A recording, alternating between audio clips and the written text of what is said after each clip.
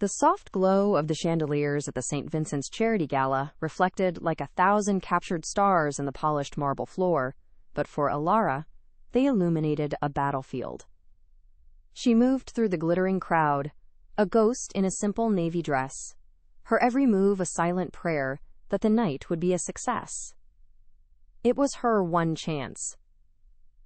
Then he found her. Richard, her ex-fiancé, his smile as sharp and cold as the shears he suddenly produced from his pocket. His voice, a venomous whisper of accusations, was for her alone, but his action was for the world. A single, vicious tear of metal against fabric echoed in the sudden hush. The dress, her armor of dignity, was sliced open from thigh to waist, exposing her to a sea of shocked, fascinated eyes. She stood frozen, the cold air a brutal shock against her skin, her gaze burning not with tears of sorrow, but with the white-hot fury of a soldier who refused to fall. But in the suffocating silence, one pair of eyes saw not a victim, but a queen in the ruins of her own battlefield. What happened in the next 5 minutes would redefine her entire existence, and if you watch until the very end, you'll understand why. Subscribe to our channel now and let us know in the comments where you're watching from. This is a story you won't forget. Alara Hayes, at 29, was the sole proprietor of A Dash of Grace, a catering business built on a shoestring budget and the ghost of her father's culinary dreams. This gala was the culmination of a year of sleepless nights, of poring over recipes and negotiating with suppliers, until her voice was raw. It was her only opportunity to break into a world that had, until now, remained sealed behind doors of old money and influence. She carried herself with a quiet resilience, a straightness in her spine that spoke of battles fought and won in silence. Her presence was understated, a stark contrast to the opulent jewels and rustling silk that surrounded her, a woman whose worth was measured in her work, not her wealth. Beneath her composed exterior, a quiet storm of anxiety brewed. She was haunted by the weight of inherited debts and the echoing memory of her father's failed restaurant, a tragedy that had taught her the brutal cost of dreaming too big.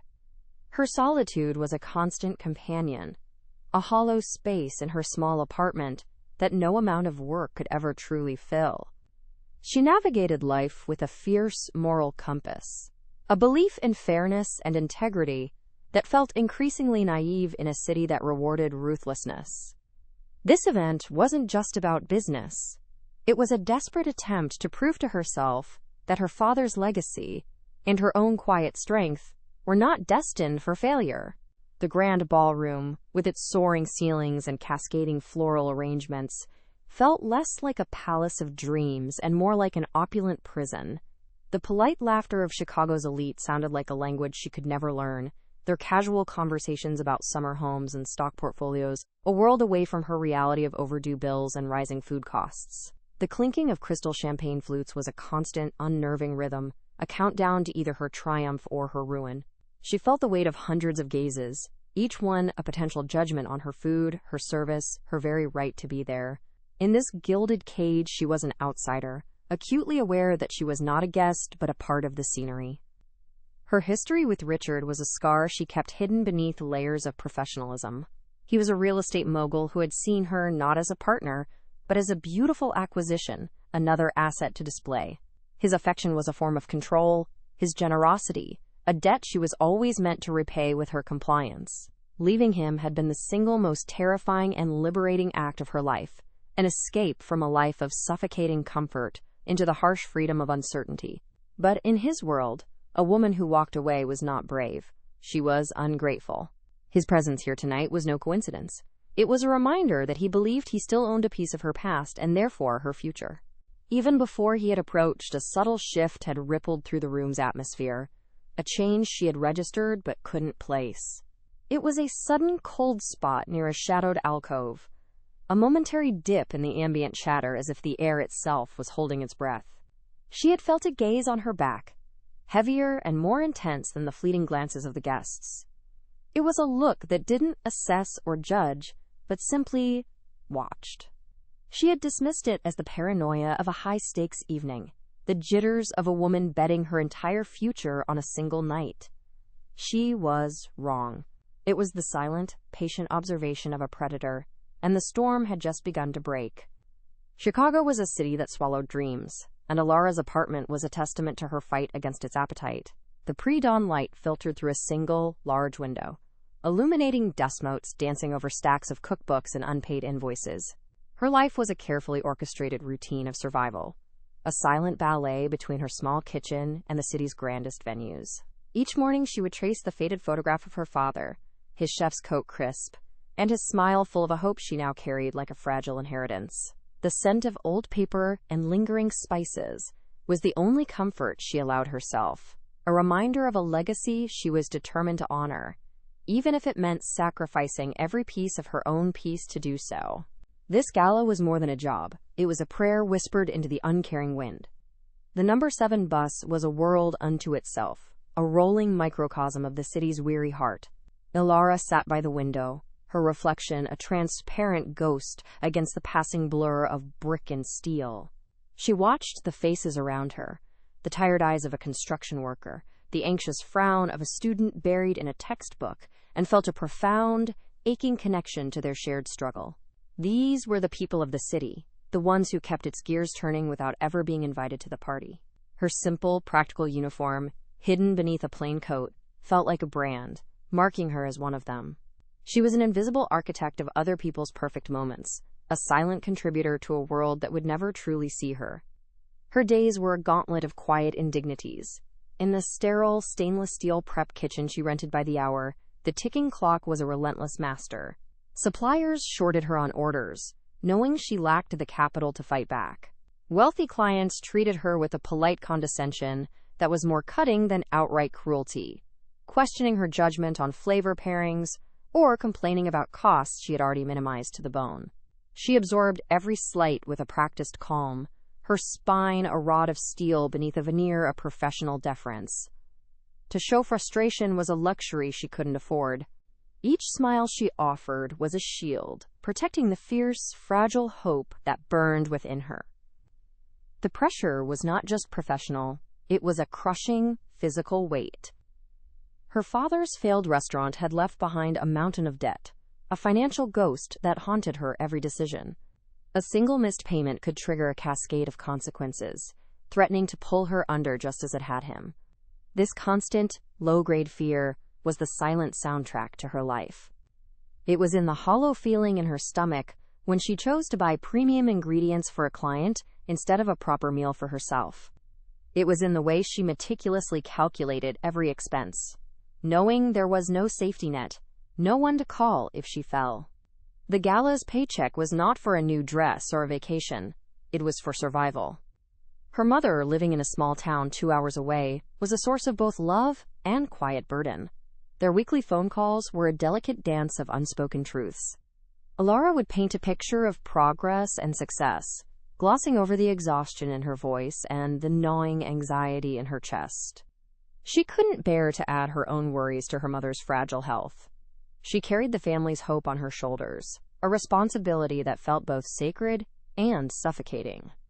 She was the one who had to succeed, the one who had to prove that their family name was not synonymous with failure. This quiet, lonely performance was perhaps the most draining part of her entire existence. In the solitude of her apartment, surrounded by the ghosts of her obligations, she allowed herself to dream. She would pull out her father's leather-bound recipe book, its pages softened and stained with the evidence of his passion. His elegant, looping script detailed not just ingredients, but stories, a goulash perfected on a cold winter night, a pastry inspired by her mother's favorite flour. Here, in the silent communion with his memory, she wasn't just a caterer struggling to stay afloat. She was an artist, a creator. She would imagine a small restaurant of her own, a place filled with warmth and laughter, where food was an act of love, not a transaction. It was a vision so beautiful, it hurt. The navy dress she chose for the gala was her armor. It wasn't a designer gown, but a simple, elegant sheath she had saved for months to buy. It represented the woman she aspired to be, poised, capable, and in control. As she zipped it up, she felt a subtle transformation. The weary lines around her eyes seemed to soften, her posture straightened, and for a moment she allowed herself to see not the struggling daughter of a failed restaurateur, but the proud owner of a dash of grace. The dress was a promise to herself, a tangible symbol of her refusal to be defined by her circumstances. Tonight, she would not be a victim of the city. She would be its peer. She entered the St. Vincent's ballroom not through the grand gilded doors of the main entrance, but through the cold, echoing corridors of the service wing. The contrast was a brutal, physical reminder of her place in this world. Out front, the air hummed with the sound of champagne flutes and expensive perfume. Back here, it smelled of industrial cleaner and anxious sweat. She saw the other staff members, their faces set in masks of professional invisibility, and recognized her own reflection in their eyes. They were the silent, unseen machinery that made this night of glittering fantasy possible, a truth the guests would never consider for a single moment. For the first few hours, everything was perfect. The guests raved about the miniature beef Wellingtons, the delicate lemon tarts disappeared from their silver trays in seconds, and a prominent food critic even asked for her business card. A warm, unfamiliar feeling began to bloom in Alara's chest. Hope. Standing near the edge of the dance floor, she watched the swirling silks and glittering diamonds, and for the first time, she didn't feel like an outsider. She felt like she had earned her place here. A small, genuine smile touched her lips as she allowed herself to believe, just for a moment, that her father's dream was finally within her grasp. It was then that the atmosphere shifted. A chill snaked through the warm, crowded room. A sudden drop in pressure that she felt in her bones before she understood its source. She turned and saw him. Richard. His approach was predatory, a shark moving through a school of unsuspecting fish. The polite, appreciative smiles of the guests vanished from his path, replaced by a knowing, curious silence. Her fragile hope shattered like a dropped glass, the sound echoing only in her own heart. The ballroom, which had just felt like a stage for her triumph, suddenly transformed back into a cage, and she knew, with a certainty that stole her breath, that he had come to watch her burn. From a shadowed alcove near the orchestra, a figure detached itself from the gloom. Dante Gallo had observed the entire, pathetic spectacle with an unnerving stillness, his presence a pocket of absolute cold in the overheated ballroom. He was a man sculpted from shadow and silence, his bespoke dark suit a piece of the night itself. Around him, an invisible perimeter existed, a space that other guests instinctively avoided without knowing why. Respect, or perhaps fear, was the air he breathed. He held a glass of whiskey, the amber liquid untouched, his gaze fixed not on the public humiliation, but on the unyielding fire in Alara's eyes. He saw not weakness, but a familiar, defiant strength that resonated with the scars on his own soul, a silent language of survival he understood better than any other. He set his glass down on a passing tray with a quiet, definitive click that seemed to cut through the shocked silence of the room. As he rose to his full height, it was not a sudden movement, but a deliberate unfolding of power. The effect was immediate and profound. The whispers died. The sea of gawking faces turned toward him, their expressions shifting from morbid curiosity to palpable apprehension. The air itself seemed to grow heavy, thick with the weight of his reputation. Dante Gallo did not need to raise his voice or make a threat. His very existence was a command. The crowd did not simply make way for him. They recoiled, parting like the Red Sea before a dark, avenging prophet, creating a silent, reverent path directly to where Alara stood. Alara's world had narrowed to the burning shame on her skin and the useless fury in her heart, but the sudden, absolute silence was a physical shock. She looked up, her gaze drawn from Richard's smug face to the approaching figure. He moved with a lethal grace, a predator at ease in a world of prey. He was not handsome in the classical sense. His features were too sharp, his eyes too dark and knowing. He was something more elemental, a force of nature in a perfectly tailored suit. He was the embodiment of a danger she couldn't comprehend, a darkness far deeper and more ancient than Richard's petty cruelty. A new kind of fear, cold and sharp, pierced through her anger, a primal instinct warning her that the rules of her world no longer applied. He reached her, his shadow falling over her like a shroud. His eyes, the color of midnight, met hers for a fraction of a second. In their depths, she saw not pity, but a flicker of something that looked unnervingly like recognition. Then, with a dismissal so complete it was a form of annihilation, his gaze slid past Richard. He did not acknowledge the other man's existence, rendering the real estate mogul and his pathetic act of vengeance utterly insignificant.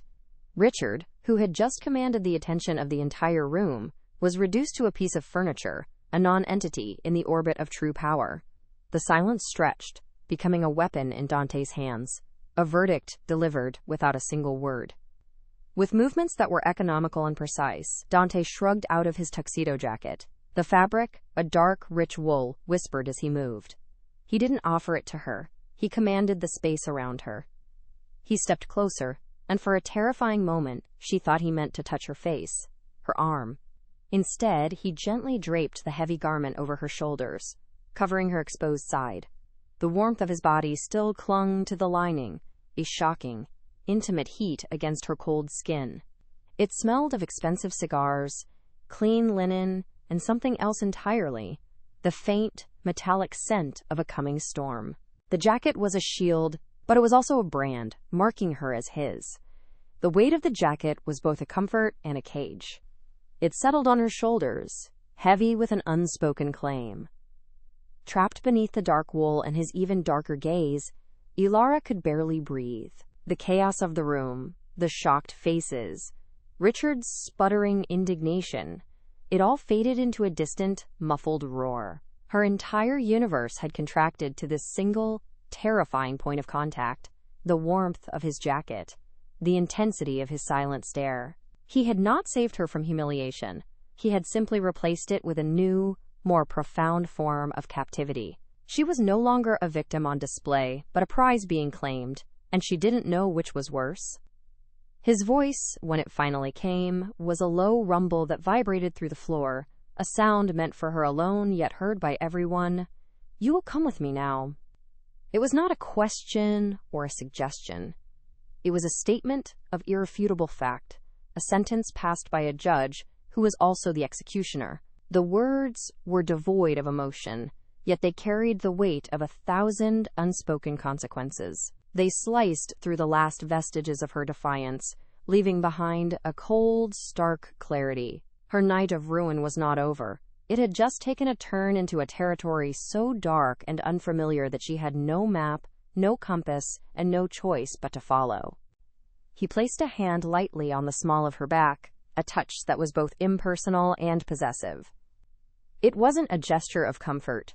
It was a guide, an undeniable pressure steering her away from the wreckage of her life.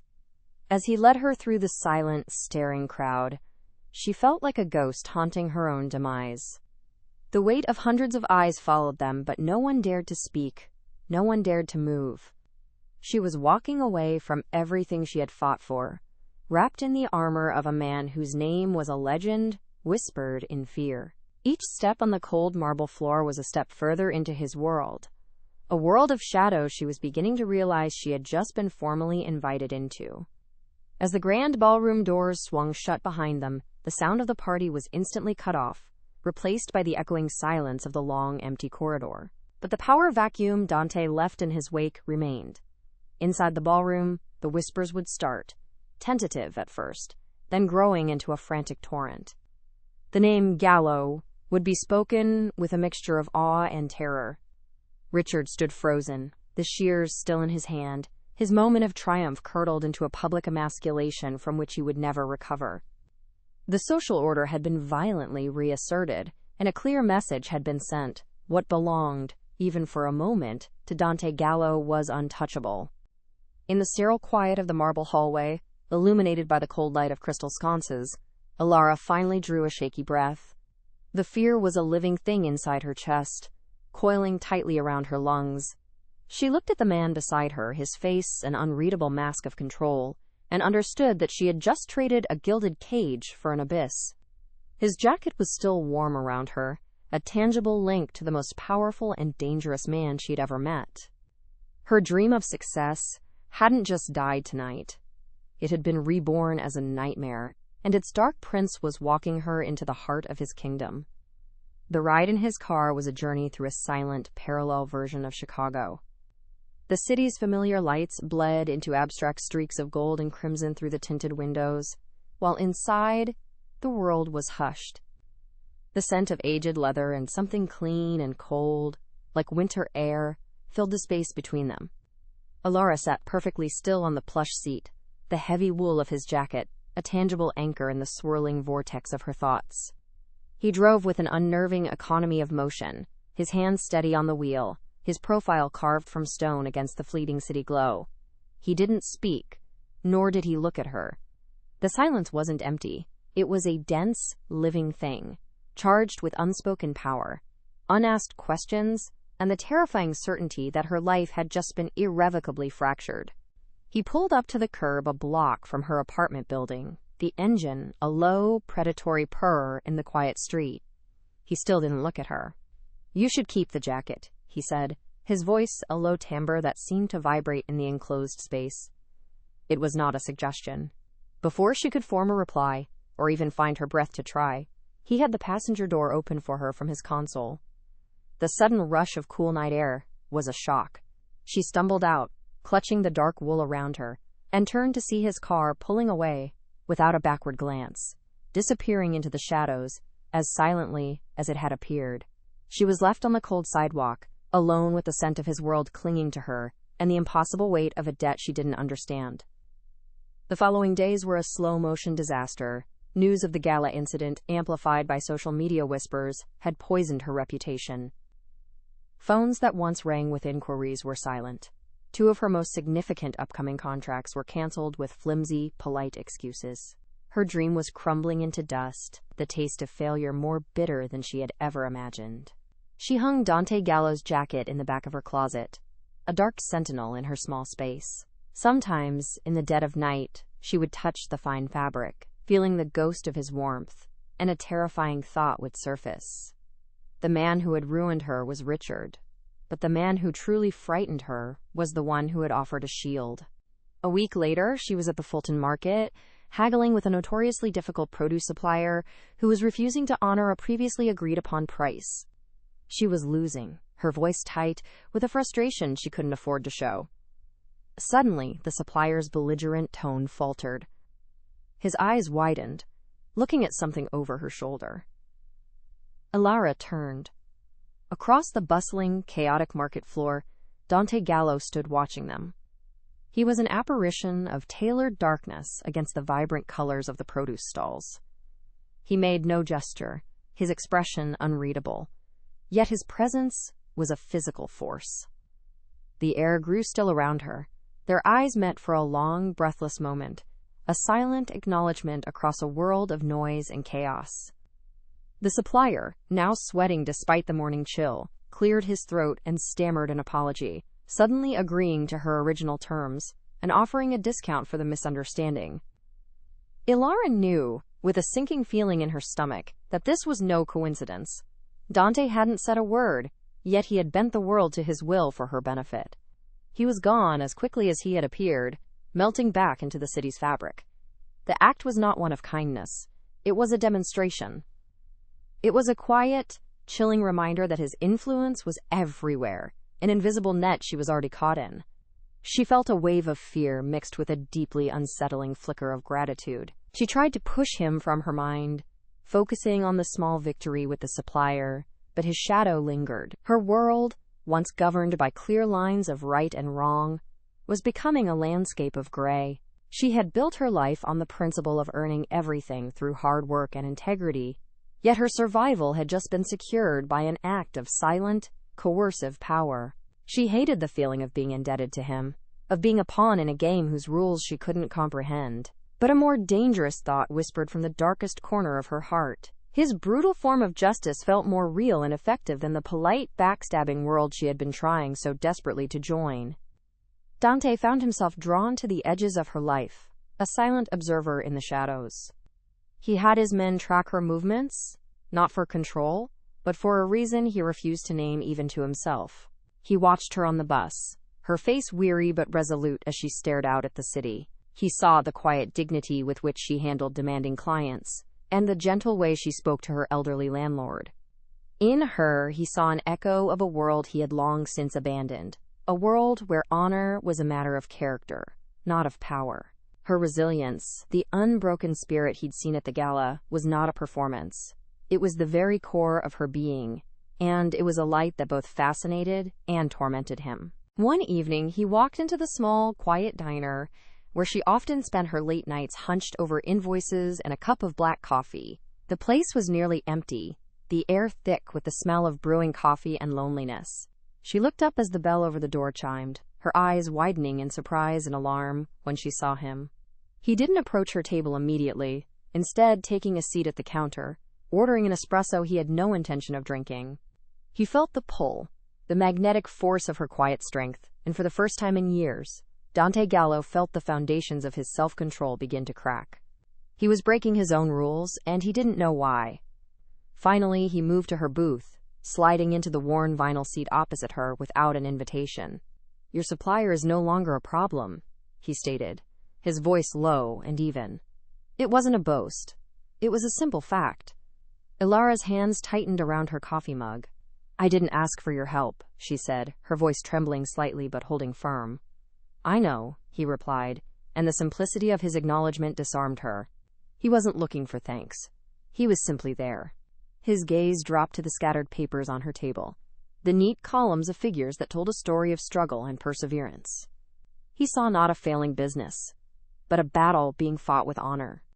A tense silence settled between them, broken only by the low hum of the diner's refrigerator. She felt an overwhelming urge to run, yet she was rooted to the spot, caught in the gravity of his presence. He was closer than he had ever been, and she could see the faint silvery scar that cut through one of his dark eyebrows, a hint of the violence that shaped him. He reached for the salt shaker on the table, a mundane gesture that felt momentous. As he did, the back of his hand brushed against hers. The contact was brief, accidental, yet it sent a jolt of pure electricity through her, a shocking heat that made her gasp. They both froze, their eyes locking in the aftermath of the touch. The air between them became thick, heavy with unspoken things. In his dark eyes, she saw a flicker of something she couldn't decipher, not desire, not pity, but a raw, unguarded vulnerability that vanished as quickly as it appeared. He pulled his hand back as if burned, his mask of cold control snapping back into place. But the moment had happened. The barrier of fear and power that separated their worlds had been breached by a simple, human touch, and now the space between them was charged with a new and far more dangerous kind of tension.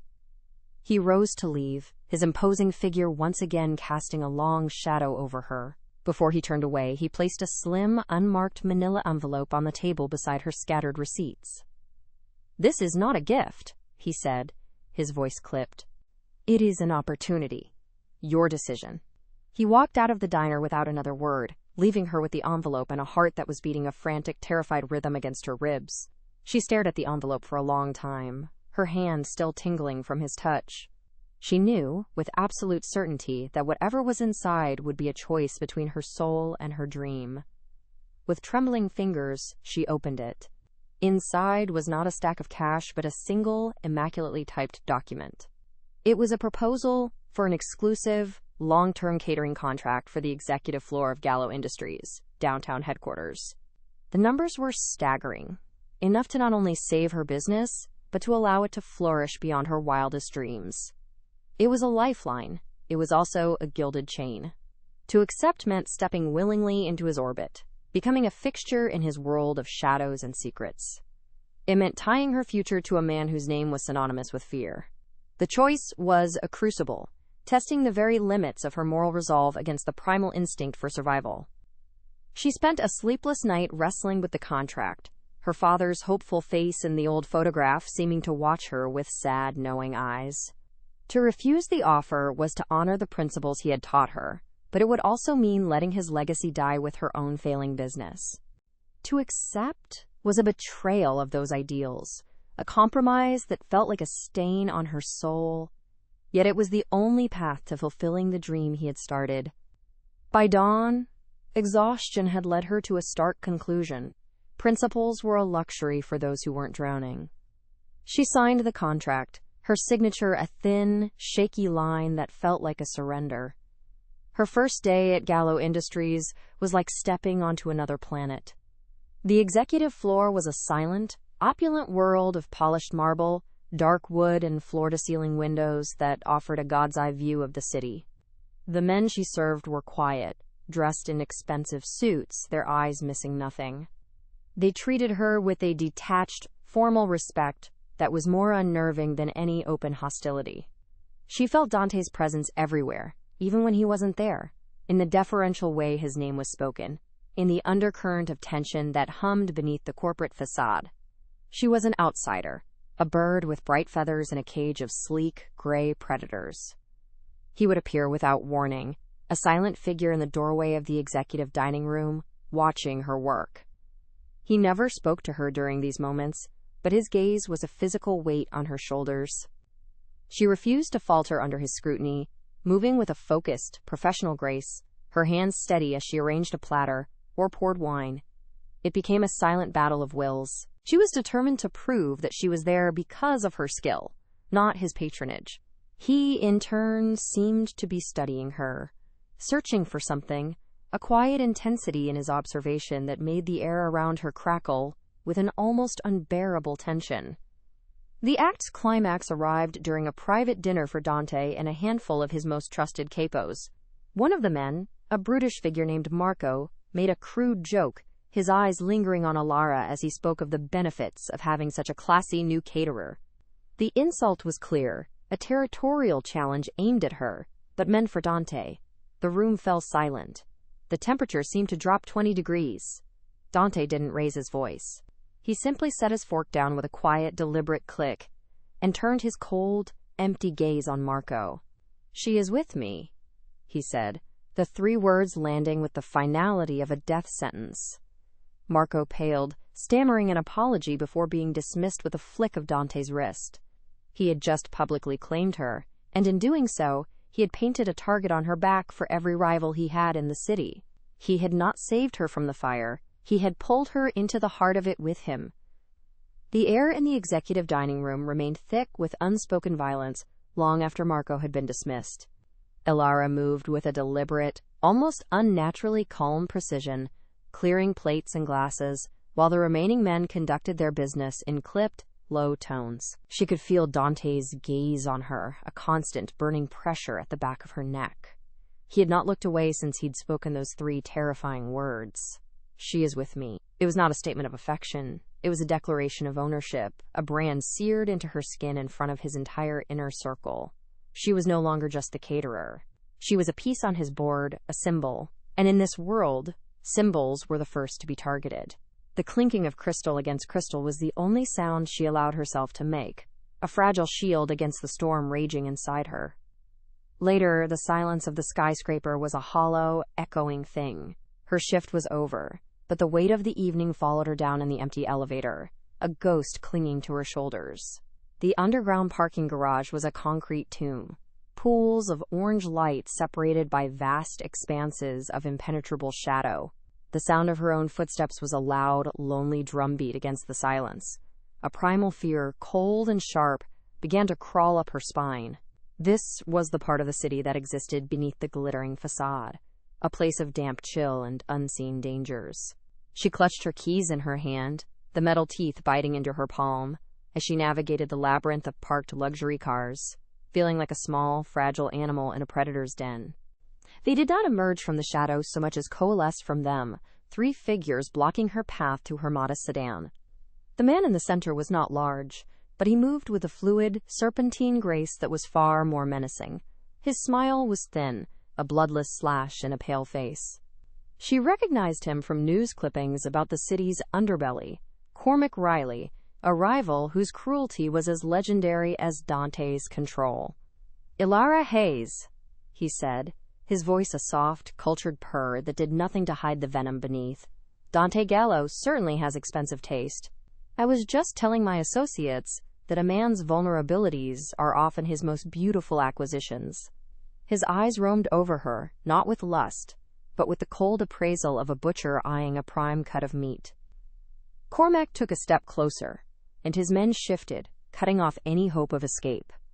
"This isn't about you, you understand," he continued, his tone conversational, almost kind. "It's a message, a lesson in humility for a man who has forgotten his place. He claims you in front of his men, makes you a symbol of his power. But power, my dear, creates weakness. And you are a very beautiful weakness. All I need is for you to carry a small token of my regards back to him. A broken finger, perhaps. Something to remind him that nothing he owns is truly safe." The threat was delivered with such casual elegance that it was more terrifying than any shout, a promise of calculated, intimate pain that made her blood run cold. But something inside Alara snapped. The fear was still there, a screaming thing in her chest, but it was suddenly eclipsed by a white-hot surge of defiance. Her entire life had been about enduring, about being silent, about absorbing the cruelties of more powerful men. Not this time. "You're wrong," she said, her voice low and steady, astonishing even herself. "You think this is about ownership, about what he has. You could never understand a man like him. He doesn't own things, he commands them. And you think sending me back to him broken will prove you're strong? It will only prove you're a coward who has to attack a woman in a dark garage because you're too terrified to face the man himself." She had broken her own cardinal rule. She had made herself visible. The air crackled, and the temperature in the garage plummeted. Cormac's smile vanished, but before he could react, a new presence made itself known. Dante Gallo had appeared at the edge of the light, a specter of perfect, deadly stillness. He hadn't made a sound, yet his arrival was a seismic event. The bored menace of Cormac's men evaporated, replaced by stark, animal terror. Dante's face was a mask of glacial calm, but his eyes were no longer the cold, controlled obsidian she knew. They were black holes, twin vortexes of a rage so pure and absolute it seemed to bend the light around him. It was the gaze of a king whose most sacred territory had been violated, and judgment had arrived. What happened next was not a fight, it was an execution. Dante moved with a speed that was inhuman, a blur of dark wool and violence. There was a sickening crack as he shattered Cormac's wrist. The man's scream choked off before it could fully form.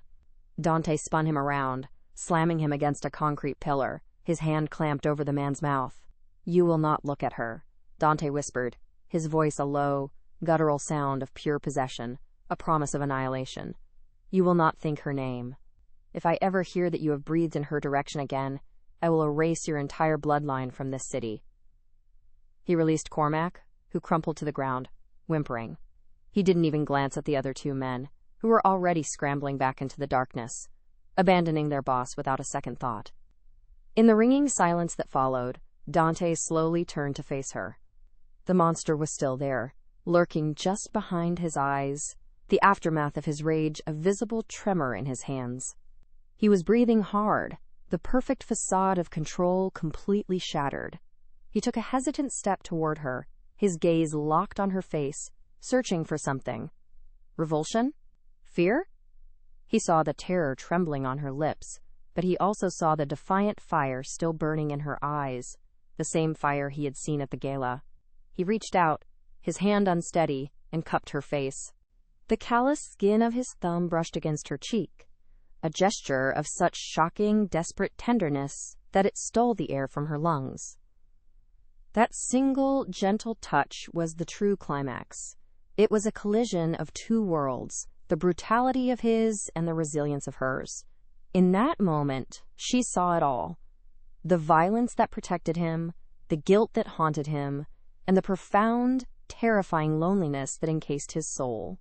He had not just protected her body, he had avenged her honor with a ferocity that went beyond strategy, an act of pure, instinctual possession. And for his part, as he felt her lean almost imperceptibly into his touch instead of flinching away, Dante saw the one thing he believed had been lost to him forever, a reflection of himself in the eyes of someone who had seen the very worst of him and had not run away. He let his hand fall, the connection broken but the charge remaining, a permanent brand on the air between them. The parking garage was once again just a concrete cavern, but everything had been fundamentally and irrevocably altered. The distant hum of the city seemed to rush back in, a reminder of a world that no longer applied to them. They stood in the aftermath, two statues carved from the same moment of violent grace. He was no longer just a fearsome mob boss, and she was no longer just an innocent caterer. They were bound by the blood he had been willing to spill for her, and the silence that stretched between them was not an absence of words, but a shared, terrifying, and sacred vow. The drive back to her apartment was a journey through a vacuum. The roaring violence of the garage had been replaced by a silence so profound it felt like the aftermath of a bomb. Dante did not speak, his hands steady on the wheel, his profile a rigid line against the blur of streetlights. The rage had receded, leaving behind a chilling, impenetrable calm. When he pulled to the curb a block from her building, the engine's low hum was the only sound. He didn't look at her. "Go inside. Lock your door," he commanded, his voice flat, devoid of the desperate tenderness she had felt in his touch.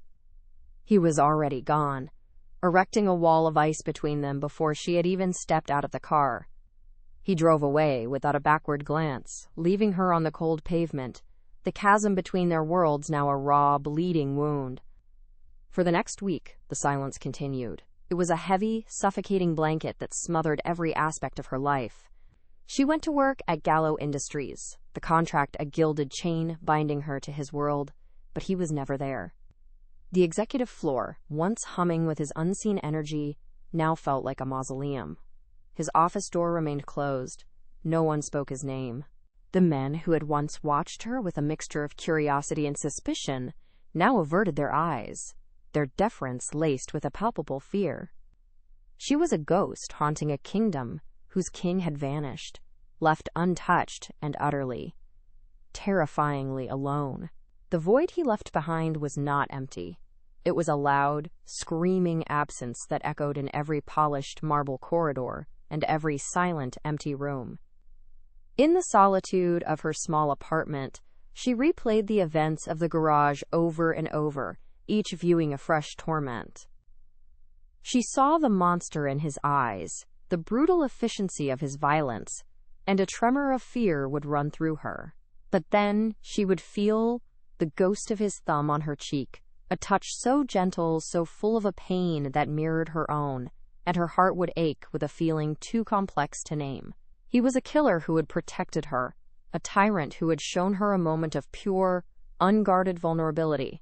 Her rigid moral compass, the one that had guided her through a life of hardship, was shattered.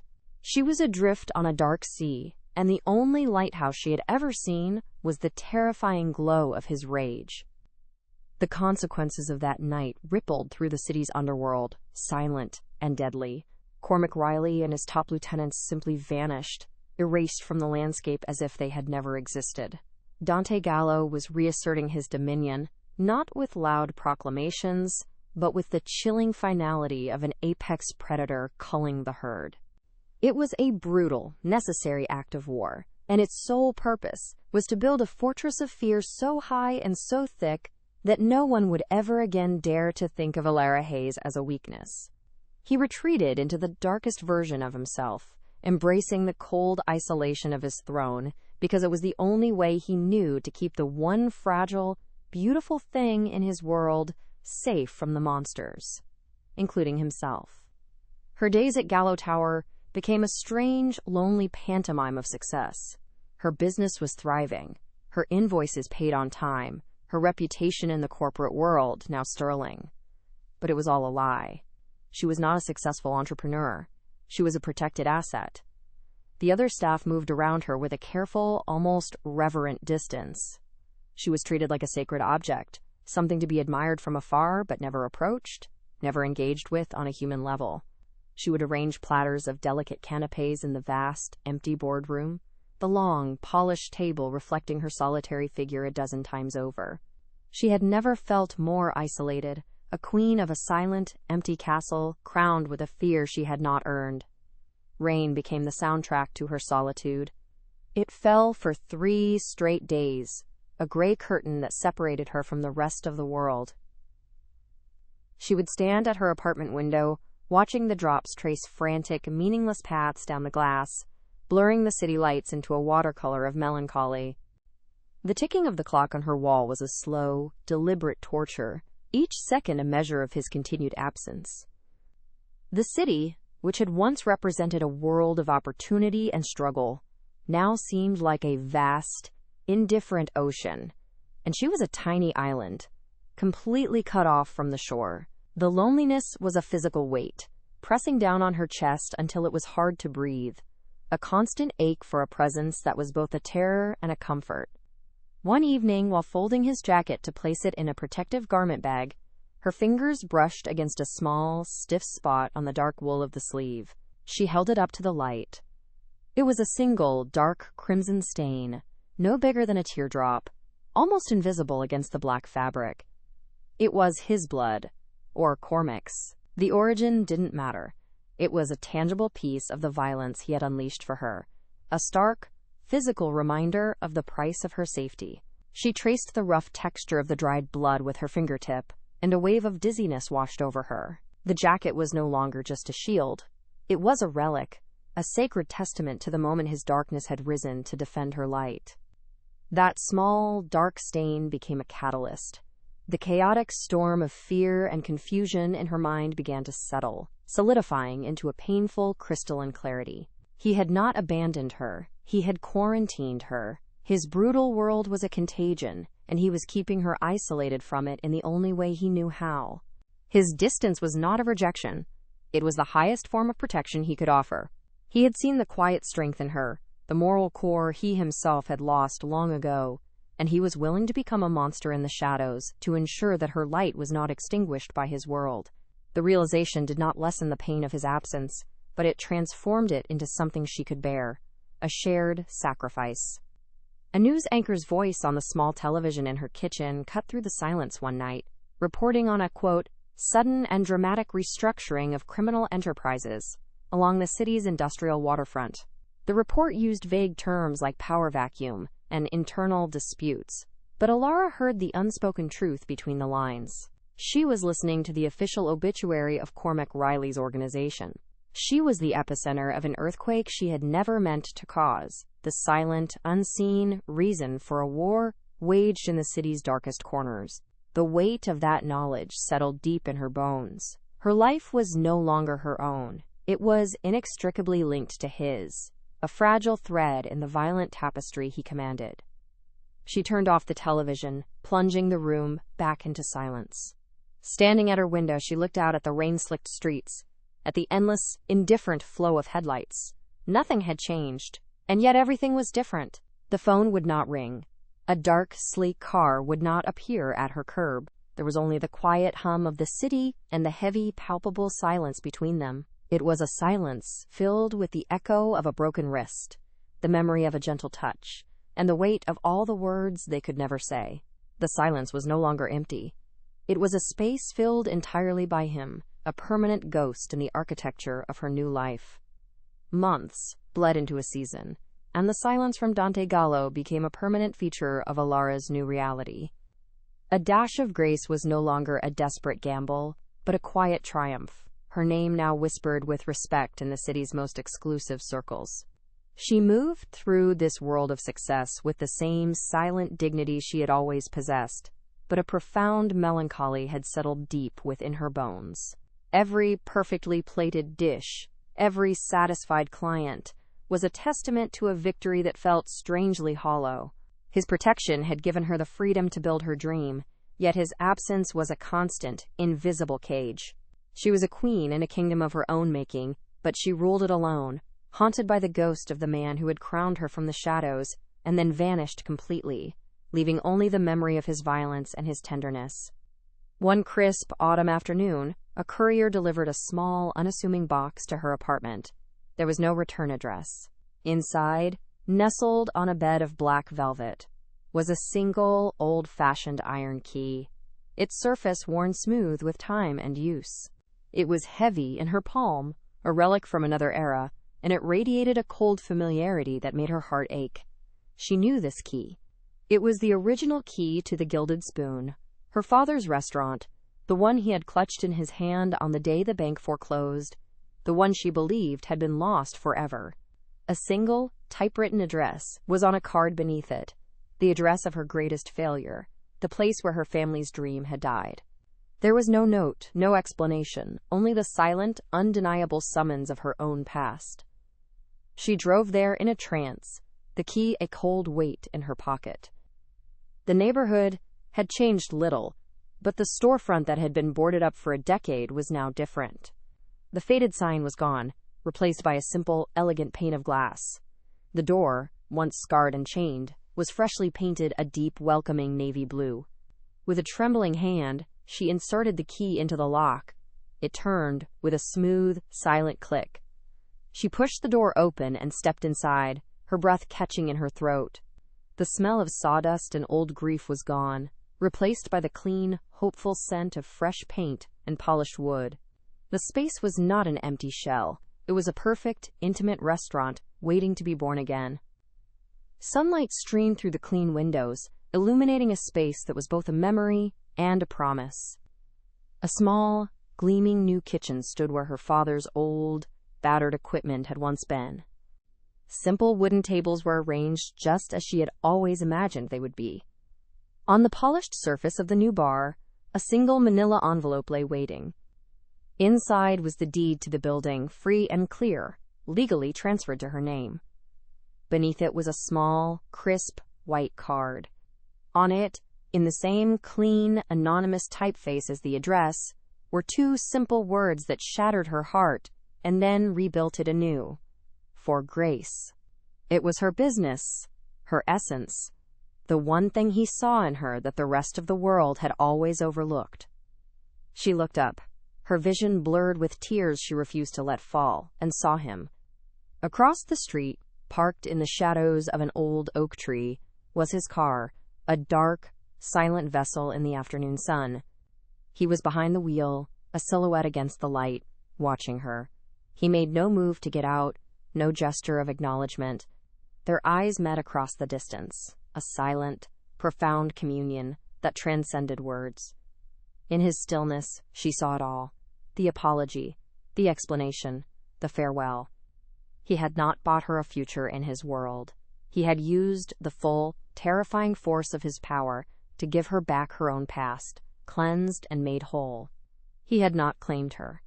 He had, in the only way he knew how, set her free. He held her gaze for a long, timeless moment, a final, silent exchange of a debt that could never be repaid, and a bond that could never be broken. Then, with a slow, deliberate motion, his car pulled away from the curb and disappeared down the street, melting back into the city that he commanded. Alara stood alone in the heart of her reclaimed dream, the deed clutched in her hand. He had seen the soldier in her on the night of her ruin, but in the end, he had not given her a sword to fight in his war. He had given her back the one thing his world could never touch, her beginning. This is how a story of violence becomes a story of redemption, a quiet testament to the love that can bloom even in the darkest of places. If you felt the power of this ending, share this story with someone who needs to see it. Let us know in the comments what this final act meant to you, and subscribe for more journeys that prove the heart's resilience.